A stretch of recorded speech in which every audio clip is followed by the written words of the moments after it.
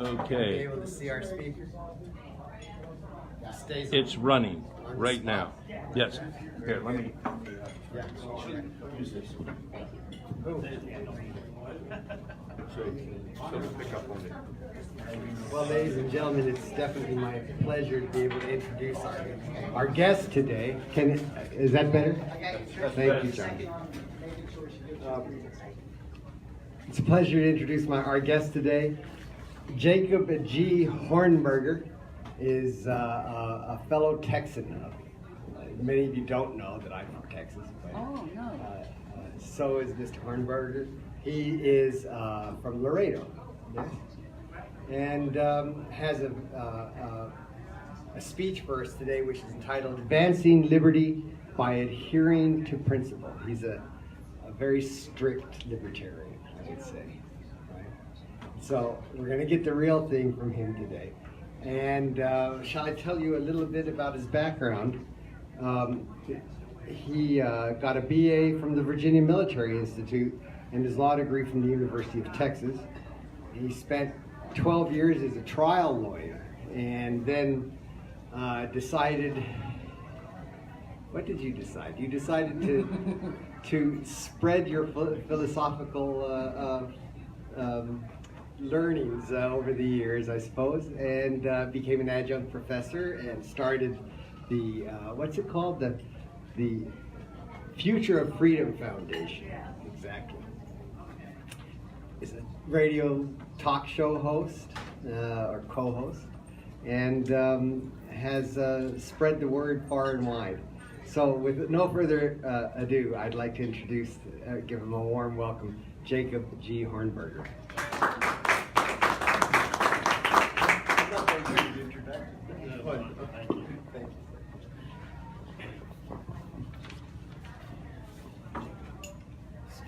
Yeah, because you film. The German thinker Johann Goethe lived in the late 1700s, early 1800s, and he once said something that absolutely perfectly captures the plight of Democrats and Republicans. He said, "None are more hopelessly enslaved than those who falsely believe they are free." You couldn't perfectly describe Democrats and Republicans than that. Here's a perfect example of the plight of Democrats and Republicans. Their favorite saying: "We need to thank the troops for defending our rights and freedoms overseas." Now, there's at least two things wrong with that statement. One is the idea that the troops are defending our freedom. You see, because to defend your freedom, you're talking about people that are supposedly trying to take away your freedom. And yet, if you look at all of the people that the troops have killed in my lifetime, not one single one of them was ever trying to take away my freedom or the freedom of the American people. If you look at the Vietnam War, where they killed 58,000 of my generation, including some of my schoolmates at VMI, the Viet Cong and the North Vietnamese were never trying to take away my freedom. Neither were the North Koreans. If we go into more modern times, Iraq, Afghanistan, Yemen, Syria, Africa, Latin America, nobody has ever tried to take away, none of these people has ever tried to take away the freedom of the American people.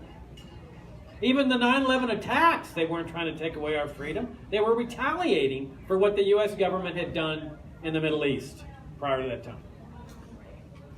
And yet there's this mindset among Democrats and Republicans. They're convinced that their troops are fighting and killing and dying to protect our freedom. The second problematic aspect of that favorite phrase of Democrats and Republicans is the notion that Americans are free. I mean, they are absolutely convinced that they live in a free society. Here we have a society in which there is massive coercion when it comes to charity. The American people are forced through the federal government, through the Internal Revenue Service, to be good and caring to other people. They don't have a choice. And of course, the premier example of this phenomenon is Social Security. This is a classic socialist program. It originated among socialists in Germany, in which the state takes money from one group of people and gives it to another group of people, forcing young people to take care of their parents or to take care of the elderly. Massive coercion. And yet Democrats and Republicans and many Social Security recipients convince themselves, no, Jacob, I'm getting my money back. I promise you, Jacob, I'm just getting my money back. It's my money. They put it in a reserve fund. They put it in a lockbox. They put it in interest-bearing accounts like an IRA. I'm just getting my money back. It's not true. And every libertarian knows it's not true. From the very beginning, Social Security was established as a welfare program. No different from food stamps, which, of course, conservatives always love to condemn. But there's this sense that if we convince ourselves that something is true when it's not true, then that's all that matters. If we convince ourselves that forcing people to care for others through what we call the welfare state is freedom, then everything will be fine. As long as everybody believes it's freedom, that's all that matters. Now, when we libertarians object to these welfare state programs, what do the people on the left say? What do the Democrats say? They say, oh, you hate the poor and the needy and the disadvantaged. I mean, that's the standard line that we always get from them. Oh, really? Well, then let's talk about your immigration controls, Mr. or Mrs. Democrat. Here you've got the poorest people in the world crossing a border in search of a job to sustain their lives, to sustain the lives of their families, to improve their lives. And what do you do with them? And what have you done with them since at least the 1950s? You've jailed them. You've incarcerated them. You punish them. You send them back to their countries. You consign them to poverty. You who claim to love the poor, needy, and disadvantaged. And of course, they shed these crocodile tears about, separating children from their parents. But what they block out of their minds is that Trump is simply enforcing their system of immigration controls. The controls that they support and they continue to support. Now, the hypocrisy, of course, doesn't just apply to Democrats. It also applies to Republicans. What is the favorite slogan of Republicans? You see it on their websites, their stationery, you hear it in their speeches. What is it? Free enterprise, private property, and limited government. So conservatives always say. How do they reconcile this with their system of border controls? I mean, you couldn't have a better example of free enterprise and free markets than people crossing borders in search of a job, going to work for a private employer who owns his business. It's his business. It's his money. He chooses to hire somebody with his money, and yet he's put in jail under the Republican principle of free enterprise, private property, and limited government. And of course, we could move to the drug war. I mean, this is rife with hypocrisy. For people who love the poor, needy, and disadvantaged, the Democrats, the Republicans, free enterprise, private property, and limited government, and they've waged this evil, immoral, and destructive war for decades. I mean, they destroyed the lives of people that are addicted to drugs or happen to have a drug problem in some other way, opioids or whatever it is, put them in jail. How does this reconcile with free enterprise, private property, and limited government? You live in the privacy of your own home. You choose to ingest opioids or cocaine or marijuana. Why is that the business of the state? And you see all this talk about racism and white supremacy and all these debates going on among the Democrats and Republicans. But notice that they keep in existence the most racist government program since segregation, the war on drugs. I mean, we know that the war on drugs has impacted people all across society, all colors, races, creeds, financial situations, and so forth. But it's really African Americans and really poor people who are suffering the brunt of this thing. I mean, you've got the asset forfeiture, where the cops are just stealing money from people on the highways.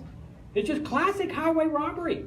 They're just stealing money from people, mostly poor people, who are dealing in cash. And even though they never charge them with a crime, they keep their money. You got to buy those nice cars in that police department with this stolen money. But it's the perfect opportunity, the drug war, to harass blacks, to stop them, to pat them down, to humiliate them, to subject them to questions. And yet here are these Democrats and Republicans talking about white supremacists and racism, and they keep this drug war in existence, knowing the racist consequences of it. Now, if it were working, maybe that might be some excuse to keep it going, but it's a disaster. It's going on for decades. So here you have this massive welfare state, coercive charity, where people are forced to the IRS. You don't pay your taxes to fund this massive coercion. They put you in jail. But even that's not the worst of it. I mean, the worst of it is the national security state. Now, let's keep something in mind here. The welfare state had nothing to do with America when it was brought into existence. If you had told Americans at the time the Constitutional Convention came out with the Constitution, said this government's going to be a massive welfare state where you're going to be forced to care for others, you're going to have an Internal Revenue Service that's going to put you in jail if you don't fork over your money, I guarantee you they never would have approved the Constitution. Not those Americans. They would have said, forget it, we'll continue operating under the Articles of Confederation, which they'd been operating under for 13 years, and which the federal government didn't even have the power to tax. And so they would have rejected it. But in the 1930s, you have this revolution where America adopts this socialist principle of the welfare state with an IRS, income tax, Federal Reserve, paper money. That was the big revolution in the 30s. But in the 40s, you get the national security state, where you convert what America started out as, a limited government republic, to a national security state. Now, what's a national security state? North Korea is a national security state. Russia is a national security state. China is a national security state. Pakistan, Egypt, and the United States. Now, what is it? It's a system of government where you have a massive permanent military establishment all across the country. And we see it. In every congressional district across the land, there are bases, military installations. And like people that are on the welfare dole, you have communities that are just terrified of losing their military dole. Maybe y'all might have some experience with this here in Norfolk, Virginia Beach, and so forth. Every community that's got the military dole is terrified. Oh my God, what would happen if we lose our military dole? And then you've got also an intelligence aspect where the intelligence force apparatus within the government has the power to assassinate people, including their own people, which the CIA has the power to do, to torture Americans. Torture their own people. And it's all been upheld by the courts because in a national security state, the courts and the Congress and the president always defer to the power of the national security establishment. And then you've got the NSA that surveils people, keeps track of people, makes sure people don't get too much out of line in order to maintain this giant apparatus. Now, when they converted it to a national security state, they said, look, this is because the Reds are coming to get us, the Communists are coming to get us. You always need an official enemy to have a national security state, because they got to keep people fearful and all riled up and making like you need them. And so, but they always said, once the Cold War is over, you get your limited government republic back. They promised that. Cold War ends, and the national security state doesn't go away. We don't get our limited government republic back. We still have the CIA. We still have the NSA. We still have the massive permanent military establishment, the Pentagon. On top of that, we have foreign interventionism, coups, regime change operations, invasions that then create the conditions for terrorist blowback, like 9/11, which they then use as an excuse to take away more of our freedoms. But here are Democrats and Republicans saying, this is freedom, Jacob. This is freedom. We got to thank the troops for invading Iraq and invading Afghanistan and invading Syria and invading Vietnam and invading Korea, because they're protecting this free society that consists of massive welfare statism, and massive warfare statism, the national security state. This is what they define as freedom. And they always say, you know, oh, well, as long as people believe it's freedom, Jacob, that's all that matters. You libertarians are dangerous because you're exposing young people to the possibility that this isn't freedom. As long as we all believe it, that's what matters. We've got to get these people into public schools so that it's reinforced that America's a free society.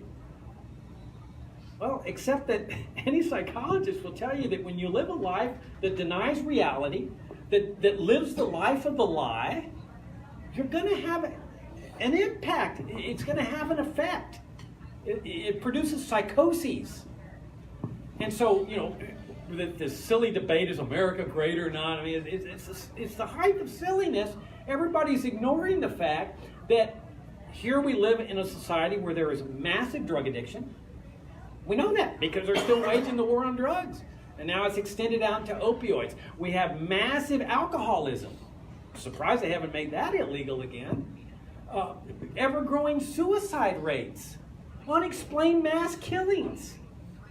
You see, the idea has always been that if the U.S. government just is killing people over there, it won't have any effect over here. If we convince ourselves that they're fighting over there to protect freedom over here, it won't have any effect. And yet you have this massive dysfunctionality in American society. Suicide, mass unexplained killings, and alcoholism and drug addiction. Now, if this was all there is, I mean, I'd be here just handing y'all cyanide capsules. You know, I mean, like this, pretty dark. You know, and of course, on top of this, you have the out-of-control spending, you have the out-of-control debt, you got the Federal Reserve inflating another balloon, another bubble for the last 10 years. None of this can end nicely. You can't have massive debt being saddled on people, ever-growing debt, without it finally coming to a head. And it is coming to a head. It's just a question of when. Now, there's one beacon of hope in all this. And that hope is you. Or to a larger extent, that hope is libertarianism. I mean, imagine if there was nothing like libertarianism. And all you had is welfare statism and warfare statism of the Democrats and Republicans. I mean, that'd be pretty depressing. I mean, every time I see a young person committing suicide, do you know what my immediate thought is? I wonder if that young person knew that this is not freedom. This is not the best there is. Wonder if he knew about libertarianism, would it have made a difference to him? Where he says, wow, okay, no wonder there's this dysfunctionality. This isn't a free society. But there's a way out. And that way out is libertarianism. But libertarianism necessarily means adherence to principle. If we as libertarians devote ourselves to reforming or improving the welfare state or the warfare state, if we tinker with the CIA or the NSA, or if we tinker with Social Security and Medicare and Medicaid and all the rest of the welfare state programs, if we lower the minimum wage a little bit, what have we accomplished? It might make life better for the serfs, but here's the thing, it's not freedom. And that's what we're interested in as libertarians. We're interested not in the fake or false freedom of Democrats and Republicans. We are interested in the genuinely free society and hopefully during the lifetimes of everybody in this room. That's what we want as libertarians. We want to know what it's like to live in a genuinely free society. And that necessarily means the removal of infringements on liberty, not their reform. As long as there are infringements on liberty, you are not free. Whether it's Social Security, Medicare, Medicaid, food stamps, the national security state, the only way to achieve freedom, to experience freedom before you die, is to remove these infringements on liberty. Necessarily so. Can't have a free society when there's infringements on freedom. Now, let me share with you a personal story.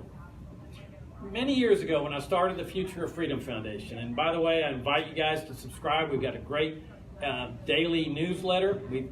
We like to think it's the best libertarian commentary page on the internet. We also have a monthly journal. So we're at fff.org. Come and subscribe. When I started FFF 28 years ago, I received a call from a guy named Bill Evers. Evers says, Jacob, I'm on the platform committee of the LP. I'd like you to join it. And I said, no. Appreciate Bill, appreciate the call. No, thank you. And he says, why not?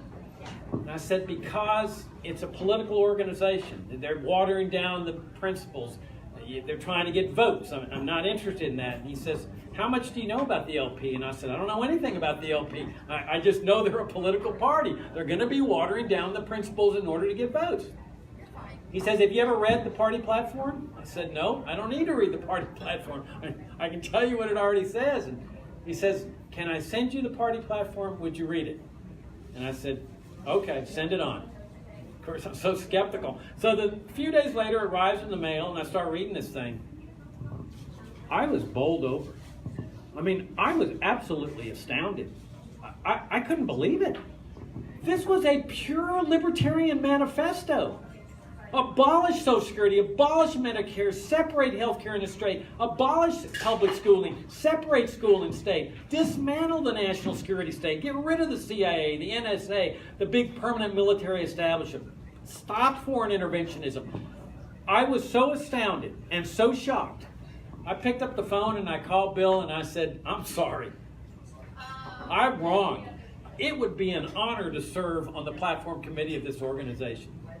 And it ended up serving 3 terms, and Bill and I, we were there, people were there saying, hey, we got to water down this principle or that principle because it's hurting our vote totals. And Bill and I kept saying, this is our protection against the candidates who are tempted to do that. Because when they go and start advocating some anti-libertarian position to get votes, we can point people to our party platform and say, this is what we stand for. And it's though that adherence to principle is why this party came to be known as the party of principle. Not because it watered down principles, but because it adheres to principles. It understood that by adhering to principle, that is the way you achieve liberty. Because you cause people to think at a higher level. Instead of talking about vouchers or some other welfare plan as a way to improve the educational system, you cause people to think at a higher level, separating school and state, getting rid of state involvement in education, legalizing all drugs because people have a right to ingest whatever they want. And it's adhering to principles that cause people to think at that higher level. And it's always been principles that have resulted in the grand and glorious achievements of things like freedom of the press, freedom of religion, freedom of assembly, habeas corpus, due process of law, always led by a small minority of people adhering to principle. This country's in bad shape when it comes to liberty, when it comes to prosperity, when it comes to peace and harmony, but there's a way out, and you're part of that way out. Here in this political organization, you're part of a much larger movement, as everyone you know, that consists of think tanks and foundations and people in regular walks of life who are libertarians and calling themselves libertarians. But what we always have to remember is that we have a chance to lead the world out of this status morass. We have that chance. Anybody who tells you that this is utopian, impossible, bull. You never know when an unforeseen opportunity is going to present itself, but you got to be ready for it. And to get ready for it, you adhere to principle. And if you adhere to principle, I believe most strongly that it ultimately will be the American people that lead the world to the highest reaches of freedom that mankind has ever seen, and that who will be leading America will be the libertarians. Thank you very much.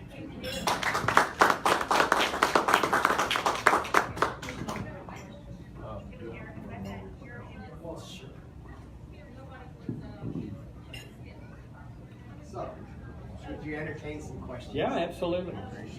I'm sure that there are going to be several people who want to go more deep. Yes? I'm Mark Scoble. I'm a retired Navy captain. I'm one of those guys who invaded Iraq and discussed it with the Republican Party. I'm disgusted with the Democratic Party. But what you seem to be pushing is anarchy rather than freedom. How do you address a guy like me who's disgusted with the status quo, but doesn't want to go all the way to what you're advocating? Okay. The question is that doesn't it appear that what I'm advocating is anarchy?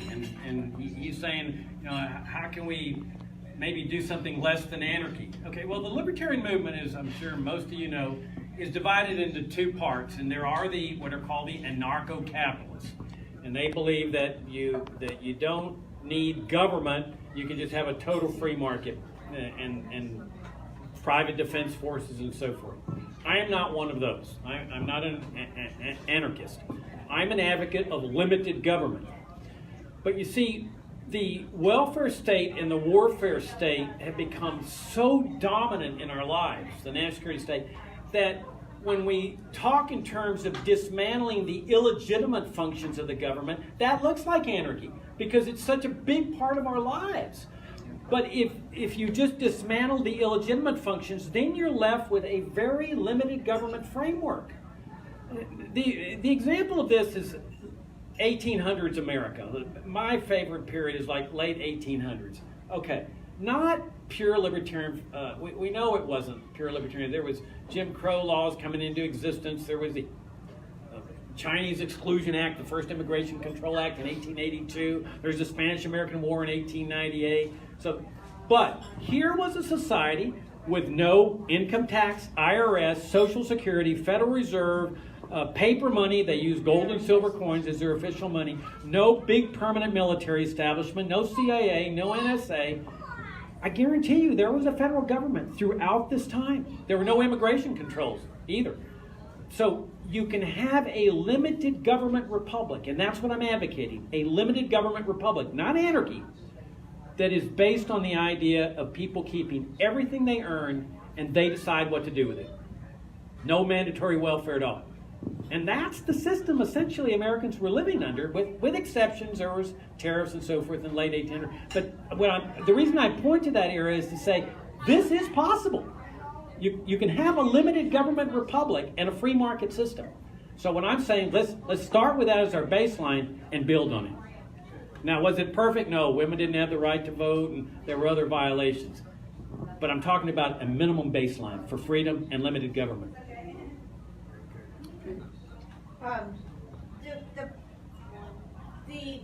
A good example is fire. Fire can be your friend. Fire can take over at any second. Government is like fire.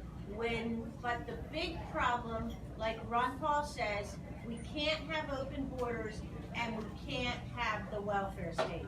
If we were to get rid of giving away all the regulating or the giving away of America, we wouldn't need border control.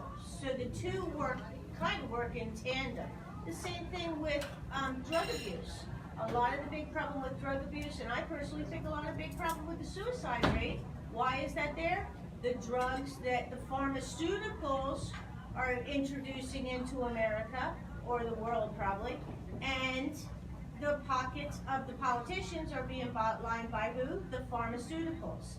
So it's the chicken and egg story. How do we get rid of one so we can get rid of the other? How? What's the answer?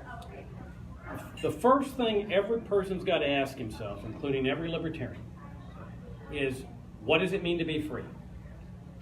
You have to arrive at that concept. What is genuine freedom? And two, what is the role of government in a free society? You got to answer those questions. Now, libertarians are guided by the non-aggression principle.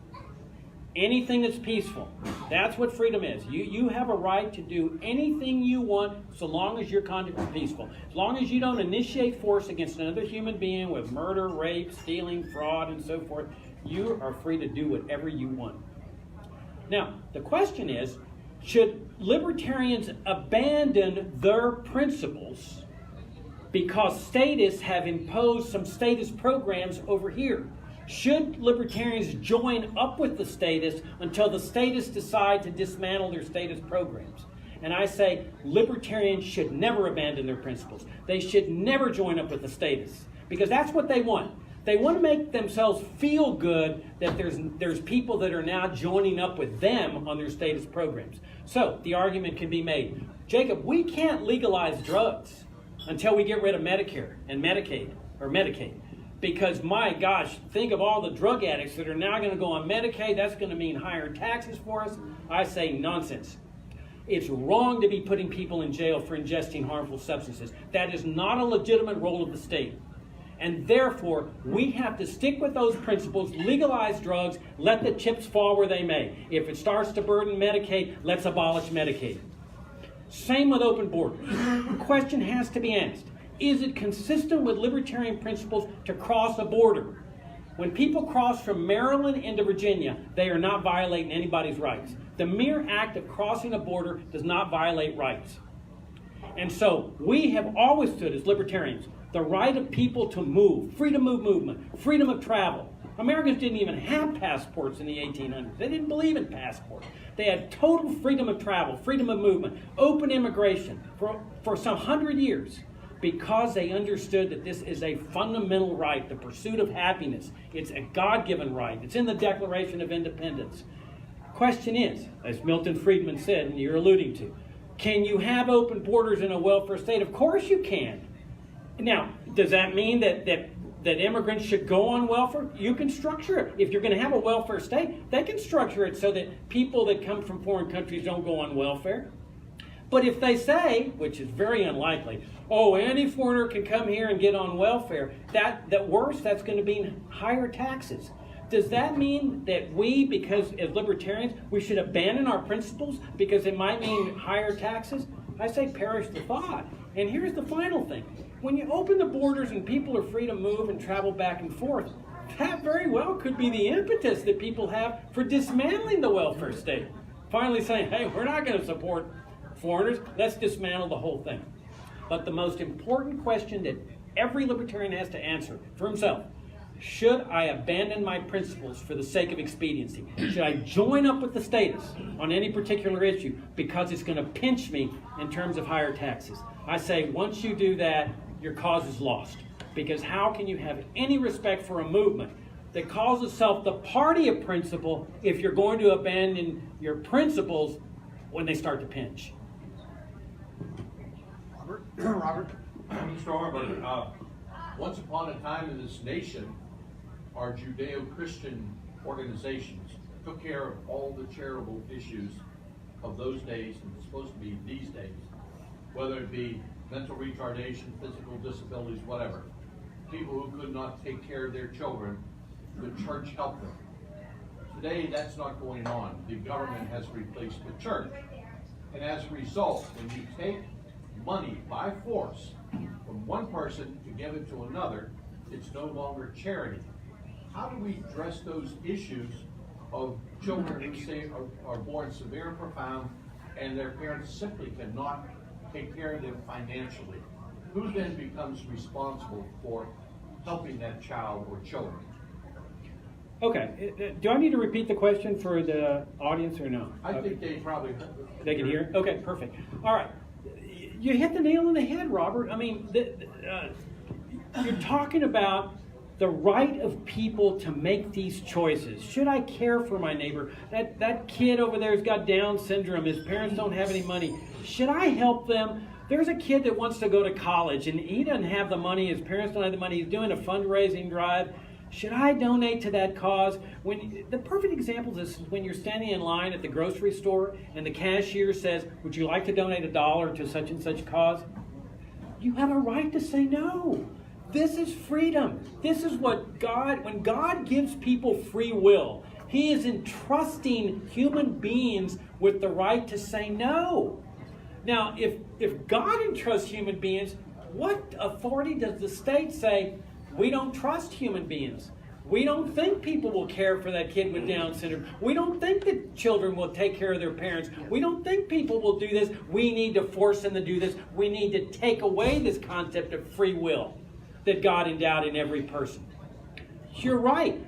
As America was getting wealthy in the 1800s, there was this massive accumulation of capital. There was no income tax. There was no Federal Reserve. They had sound money, golden coins and silver coins.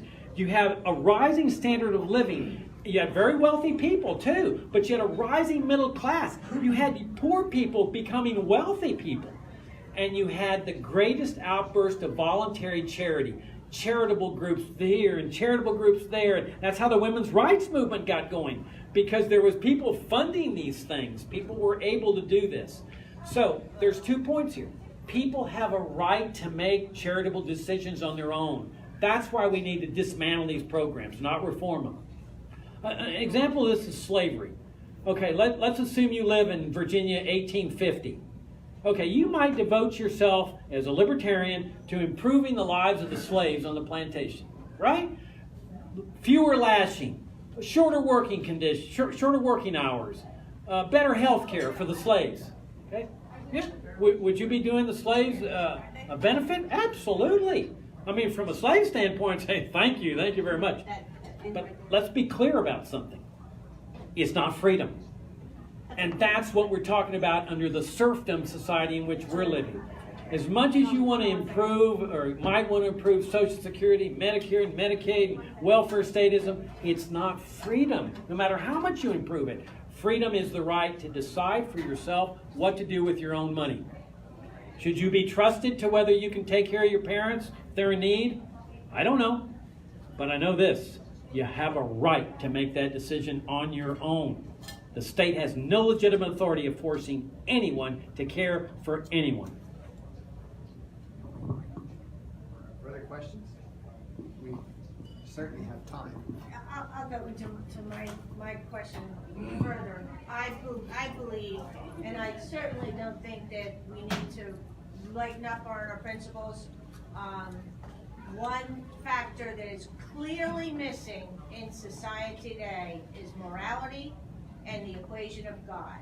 We no longer have it. When people will elect officials who they know lie, but they have to elect them because they're one of their peeps, then we have a problem, because you can always tell a lie, but you can never just tell one. Okay, so we need to bring, and I see, you're right, the time is not far away that we are going to have rioting, a revolution, or a rebellion, and it's up to America to decide. Do we just go away and America goes away in cinders only to rise again? How do we bring back that moral attitude? Where is it? That's a fascinating question.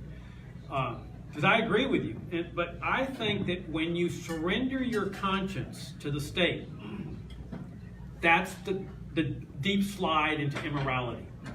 That God gave you a conscience, expects you to use it. It's like a muscle. When the state is taking your money to go help other people, you don't have to exercise your conscience. You don't have to stand in front of that grocery store line saying, should I donate or not? There's a kid that going to college. You don't have to make that decision. All you got to do is say, hey, the state funds the University of Virginia, and VMI, and these other state-supported colleges. I don't need to worry about helping a kid out. To the extent that the state has taken over the charity business, to that extent they destroyed conscience. But it's much worse than that on the national security state side of this. Notice that where is the conscience on killing all these people overseas? Where is the outrage on here? You don't see it. Why? Because people have surrendered their conscience to the CIA, the Pentagon, and the NSA. When Madeleine Albright she was President Clinton's ambassador to the United Nations, official spokesman for the U.S. government to the world. 60 Minutes asked her, do you think the killing of 500,000 Iraqi children has been worth it? Now they're referring to the sanctions that the U.S. had against Iraq in the 90s. And they were killing hundreds of thousands of children. There was 3 high UN officials that resigned because there was nothing they could do to stop the U.S. government from imposing these sanctions. And Albright's answer was, that's a tough issue, but yeah, it's worth it. Where was the outrage? Killing 500,000 children and acting indifferent about it? Where was the anger? Where was the outrage? It was nowhere to be found except among libertarians. And why is that? Because they've destroyed conscience. The national security state has destroyed conscience. Now, I say destroy it. It's only damage, because as soon as you get rid of these apparatuses, and now Americans have to choose now. You know, there's this fear that Americans would die in the streets if you got rid of Social Security today. That's nonsense. Americans are a resilient group.